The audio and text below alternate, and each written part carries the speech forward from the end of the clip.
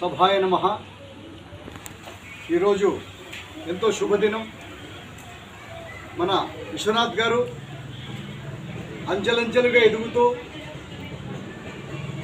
అన్ని జిల్లాల్లో తన యొక్క కర్తవ్యాన్ని నిర్వర్తించి మన అనంతపురం జిల్లాకు విచ్చేసి తన సొంత గడ్డ మీద సొంత గ్రామంలో కదిరప్ప స్వామి దేవాలయంలో పెళ్ళిళ్ళతో మొదలుపెట్టి మొట్టమొదటిగా 6 పెళ్ళిళ్ళతో మొదలుపెట్టి 15, 20, 30 వరకు ఇలా పెంచుకుంటూ పోవడం చాలా అదృష్టదాయకము. ఇలాంటి మహనీయుడు మన గుంతకల్ మండలంలో జన్మించుట మనకందరికీ అదృష్టదాయకము. నిజం చెప్పాలంటే ఒక అమ్మాయి దొరకాలంటేనే ఈరోజు ఎంతో కష్టంగా ఉంది. అమ్మాయి దొరికి వాళ్ళ చేతిలో పెట్టాలంటేనే 2 లక్షల రూపాయలు తీసుకుంటున్నారు ఈ పొద్దు మీడియేటర్స్.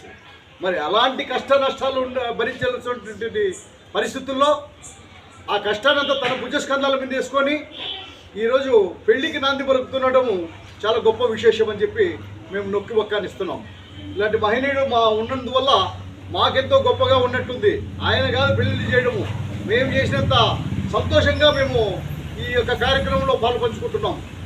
మాతో ఉంటూ మాలోనే మేము తిరుగుతూ మరి ఇలాంటి గొప్ప కార్యములను నిర్వర్తించే విశ్వనాథ్ గారు, వారి దంపతులు, వారి సంతానం, దేవుడు వారికి ఎంతో గొప్ప మనసు ఇచ్చి ఇలాంటి కార్యక్రమాలను ముందుకు తీసుకుపోతుండడం చాలా అదృష్టదాయకము.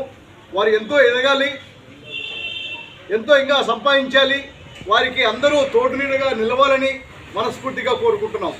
ఈరోజు భారతీయ జనతా పార్టీ తరఫున ఈ యొక్క కార్యక్రమాన్ని నిర్వర్తించుటకు అడుగు ముందుకేశాడు.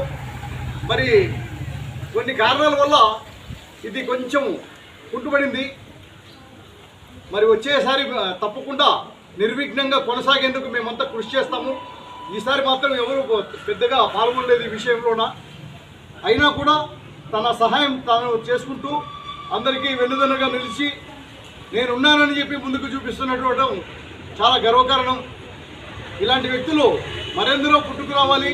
వీరి యొక్క సేవా తత్పరణ మరింత అభివృద్ధి బాటలో నడవాలని ఆకాంక్షిస్తూ ఈ యొక్క అవకాశం ఇచ్చినటువంటి భారతీయ జనతా పార్టీకి, ఈ యొక్క సంఘానికి, ఈ కుటుంబ సభ్యులందరికీ నమస్కారం తెలియజేసుకుంటూ విరమిస్తున్నాను. జై హింద్, జై భారత్.